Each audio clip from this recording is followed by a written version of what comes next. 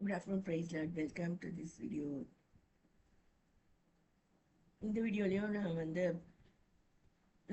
நான் பார்த்த சில பேர் அது மாதிரி அதிகமாக போதை இல்லை பெண்கள் அது மாதிரி இருக்கிற நபர்கள் பார்த்தீங்கன்னா அதான் பலவித அந்த மாதிரி நோய்களில் கூட மாட்ட முடியும்.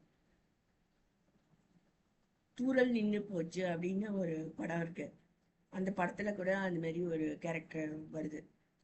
நம்பியார் அது மாதிரி நாட்டு வைத்தியராக இருக்காரு. அவர்கிட்ட ஒருத்தன்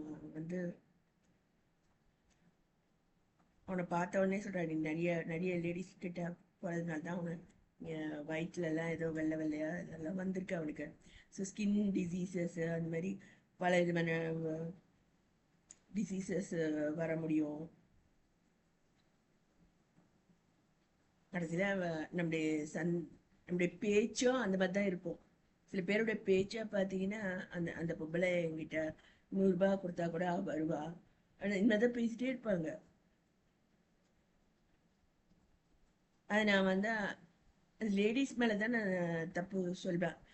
அவங்க ஒய்ஃப் என்ன சொல்கிறாங்கன்னா, நீ எங்கே வந்தா போ, பட் ஈவினிங் என்கிட்ட அந்த எங்கெங்கே போனேங்கிறத என்கிட்ட சொல்லு அப்படின்னு சொல்கிறாங்க. ஸோ அந்த லேடிக்கு செய்யறதும் தப்பு.